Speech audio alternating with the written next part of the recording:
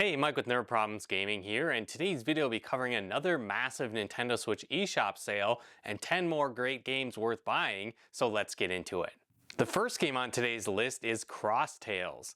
Now, Cross Tales is a tactical RPG that's very similar to the original Final Fantasy Tactics title, but this time around you'll actually play as heroes from both a dog kingdom and a cat kingdom.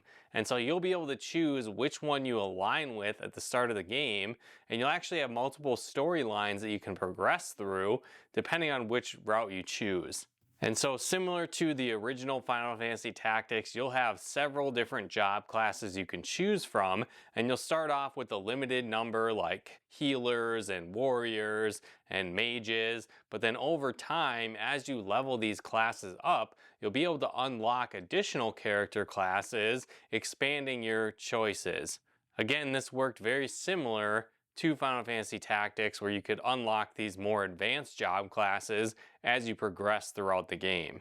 On top of that, you'll unlock several different passive abilities your characters can equip, as well as unique combinations of abilities you'll be able to create depending on how you level your characters up and switch between different job classes. This can be incredibly addicting and is a lot of fun trying to unlock them all.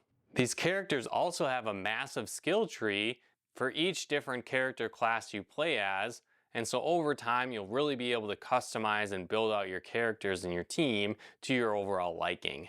Now in combat, it plays very similar to Final Fantasy Tactics as well, where you have an overall time bar that indicates when characters will take their actions, and unlike some tactical RPGs where you'll switch off between your team and then the opposing team, this time around it's based on the speed of the individual characters. And so I think this adds another level to the tactics element of the game and is a whole lot of fun and makes it a lot more strategic as well.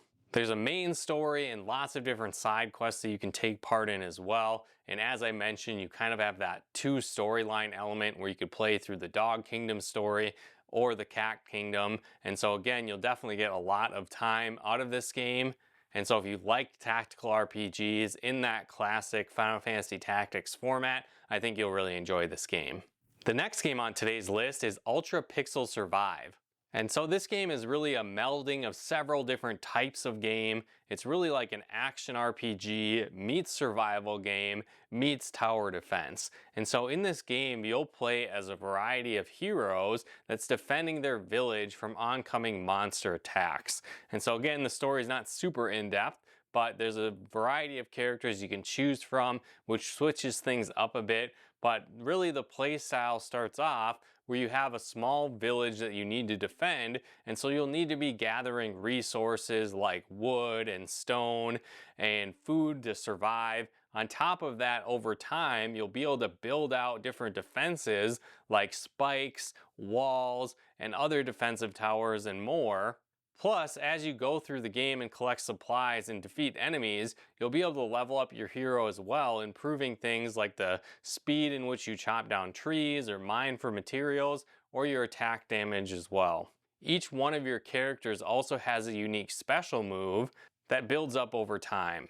And so this can add some variety to the game, and it also has some roguelike elements as well. And so again, each playthrough you'll be able to level up your character as you go, but over time you'll collect gold and gems that you can then use to permanently power up your character on future runs and to unlock other additional characters as well.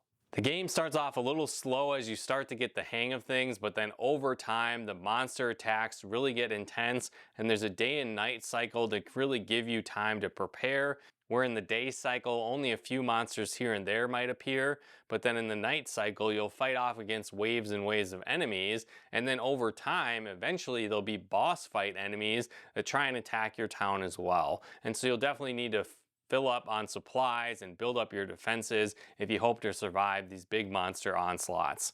The gameplay is incredibly addicting. It's super easy to sink hours into this game and want to play more and more. And so if you like tower defense games, action RPGs, and survival games, I would definitely recommend checking this one out. The next game on the list is Battle Axe. And so Battle Axe is a retro-inspired arcade hack and slash game similar to classic titles from the Gauntlet series. And so in this game, you'll play as a variety of heroes that you can choose from. You have things like a wizard, a dwarven warrior, a roguelike character, and you'll need to take on waves of enemies in a variety of stages and defeat challenging bosses as well as you try and stop an evil sorceress. And so it has a really cool pixel art graphic scheme, as well as addicting, challenging arcade-style gameplay. And so I think if you like games like Gauntlet from times past, and are looking for a cool arcade-style hack and slash with local co-op features as well, you'll really enjoy this game and is worth checking out. The next game on today's list is Might and Magic Clash of Heroes, the Definitive Edition. And so this is another entry in the long-running Might and Magic series, but this time around it really features some cool puzzle elements mixed with RPG elements as well. And so it takes place in a fantasy world where you play as several heroes from different factions around the world as you try and take on a demonic threat that's attacking the world, and you'll need to join forces to stop this ongoing threat. And so combat is really where this game shines and is unique, where it's kind of like a puzzle-based game, as I mentioned, mixed with an RPG. And so you'll command a group of troops on the battlefield, and your goal is to fight through enemy forces and to cross the enemy line at the very back in hopes of damaging the party leader. And so you'll need to strategically place your troops and use their abilities to break through those forces. You can also build up different walls on your side of the battlefield. And so it can get really strategic depending on where you place your characters, how they work in conjunction with each other, capitalizing on enemy weaknesses, and much more. And so I think if you like puzzle games and RPGs with a really cool, unique twist, you'll enjoy this game as well. The next game on today's list is Lost Epic. And so Lost Epic is a Dark Souls-like action RPG Metroidvania with more of an anime style versus a dark fantasy style. And so in this game, you'll play as a God Slayer knight as you go on a quest to defeat evil gods that are terrorizing the land and to win an ongoing war between the humans and the gods. And so the game really has colorful, standout artwork with a lot of detail. It almost looks hand-drawn in many cases, mixed with that anime flair. It features challenging gameplay and combat where you'll definitely need to master the controls and parry enemies and dodge them and execute attacks effectively. On top of that, there's a massive skill tree you can unlock for your character, which gives you a lot of customization with how you build out your character. There's also a variety of weapon types, each with their own unique play style and skill trees as well. And so if you like in-depth Metroidvania Souls-like RPGs, this is another really cool one and worth checking out. The next game on today's list is Vernal Edge. And so Vernal Edge is a fast-paced action platforming Metroidvania, and this time you'll go on a quest of revenge as you play as Vernal, a young knight, as she tries to defeat her father in an act of revenge. And so it has a really cool pixel art style, but also some cool retro world exploration in the sense that when you dive into the overworld, you'll be flying an airship across the world to different islands, but it jumps into more of a 32-bit PlayStation 1-like era graphic scheme. And so this is really cool, and it has almost an open world feel to the game as well, because you can travel from island to island, but you just get some kind of indication of the threat level of the island, but it doesn't really limit you to actually going there. So you have a lot of freedom of where you can go. Certainly some areas will be blocked off until you learn moves in that Metroidvania style fashion. But another area where this game really shines is its combat. And this is incredibly fast-paced where you'll be able to attack enemies, parry them, but you also have a really cool dash ability which will have you jumping around all over the screen. You can stun and stagger enemies, and so you'll really need to have some strategic actions through this fast-paced action combat as well. I think if you're looking for a new Metroidvania, this is a great one worth checking out. The next game on today's list is River City Saga: Three Kingdoms. And so this is a River City ransom game combined with some stories from Romance of the Three Kingdoms, which is really an ancient Chinese story centered around different warring kingdoms in ancient China. And so this game really has that River City humor as it puts a lot of the classic River City characters into this story of the Romance of the Three Kingdoms. And so it's an action RPG beat 'em up game with a big world to explore, and there's a ton of side quests to take on, and you can really build out your character in a variety of ways, where it has a really cool RPG mechanic where you can feed your stats into a lot of areas like your punch ability, your throws, your kicks, your health, and much more. And so this is really addicting and a lot of fun to build out your character how you see fit. And there's also a lot of abilities that you can learn and unlock for your character. There's armor you can find to power up your character, weapons you'll find on the ground. And so it's really addicting to build out your character and explore this ancient Chinese world. I will say the game isn't too incredibly difficult, and I really found myself being overpowered at points, but it was still a lot of fun. And so if you like beat 'em ups with some great RPG elements, I would definitely recommend checking this one out as well.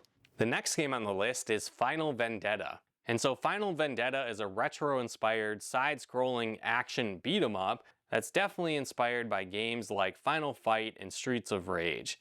And so in this game, you'll play as one of the heroes, Claire, and her younger sister has been kidnapped by the evil Syndicate. And you'll team up with two of her friends as you try and take down the Syndicate and rescue her kidnapped sister. And so the story is pretty reminiscent of classic Super Nintendo beat 'em up games, and it has a play style very similar to those as well, where you have three different characters you can choose from, each having their own unique play style, where one is more strong but slow, another one is kind of a more all-around character, and then the third is more of a fast-acting character that can move around the screen quickly, but maybe doesn't do as much damage as the other characters. The game is pretty challenging though. Thankfully, there's several different difficulty levels to the game, so you can start maybe with an easier difficulty and work your way up as you get used to this challenging gameplay. But overall, if you like action beat 'em up games and classics like Streets of Rage and Final Fight, I think you'll enjoy this game as well. The next game on the list is Evil Tonight. And so I first played this game a few months ago, and ever since, every time it's on sale, I really have to talk about it because it's such a great game. And the game itself plays almost like a Resident Evil game that came out on the Super Nintendo, and it's a lot of fun. And you play as a young girl, Sylvia, who works as a medium and is trying to unravel a mystery of a haunting and mysterious activities going on at a local rundown performing arts school. And in your early investigations, you actually get sucked into an alternate dimension full of demons and monsters. And then other students in the area also got sucked in this dimension, and so you'll need to unravel the mystery of what is going on in this performing arts school while finding your way out of this alternate dimension and saving the other students as well. And so the gameplay is a lot of fun. It features action as well as several puzzle elements and horror elements as well. Since it is more of a 16-bit graphic style, I wouldn't say it's scary necessarily, but it does have that intensity of survival horror games where you'll have several weapons that you can find, crazy monsters all over the map, but you do have limited health resources and ammo resources, which really ups the intensity of the game. There's a lot of challenging puzzles which are a lot of fun to figure out and solve. And it plays again like classic Resident Evil games where you have kind of a huge area to explore throughout the school, but many doors will be locked, and depending on how you solve different secrets and defeat key enemies, you'll unlock keys to explore more of the area and really unravel this mystery. I've had a ton of fun with this game, and if you like survival horror games and want to try one out in this 16-bit retro style, I definitely recommend it. The final game on today's list is Final Fantasy VII. And so if you haven't yet played Final Fantasy VII, this is a great version of the game. It's one of the best RPGs ever in my opinion, and one of the best in the Final Fantasy series as well. And in this game, you play as Cloud and other heroes he teams up with as they try and take down an evil corporate organization, Shinra, that is slowly destroying the world in exchange for money and power. And so it's a massive story that has a lot of intriguing and fun side quests as well. You'll be able to have a great materia system, which is the magic system of the game, which allows you to mix and match materia between your characters, unleashing magic powers and abilities. On top of that, it has some of the best side quests in the Final Fantasy series like chocobo breeding, chocobo racing, the battle arena, and some epic battles, and optional bosses with emerald weapon, ruby weapon, and more. Plus, this game also has some great quality of life enhancement features as well, which make it a little bit more user-friendly and fun to play going back. And it's definitely a great version to play the game. And so if you haven't yet played Final Fantasy VII or want to play this version on the Switch, I definitely recommend it.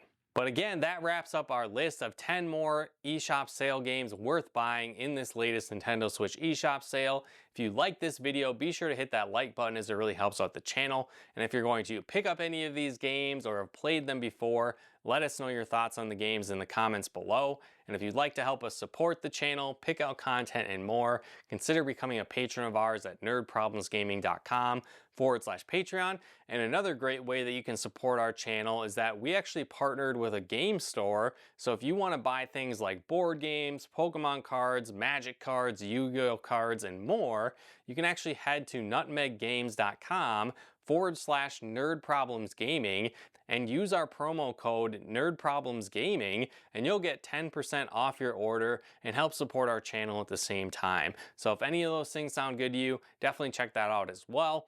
And if you like videos like this on video games, board games, and everything nerdy, check out one of our other videos here. And if you haven't done so yet, be sure to subscribe and turn on the bell notifications to get the latest updates of new nerd videos we put out, and to make sure you don't miss out on any future sale videos so you can take advantage of these great deals. But once again, thanks for tuning in, and we'll talk to you more soon.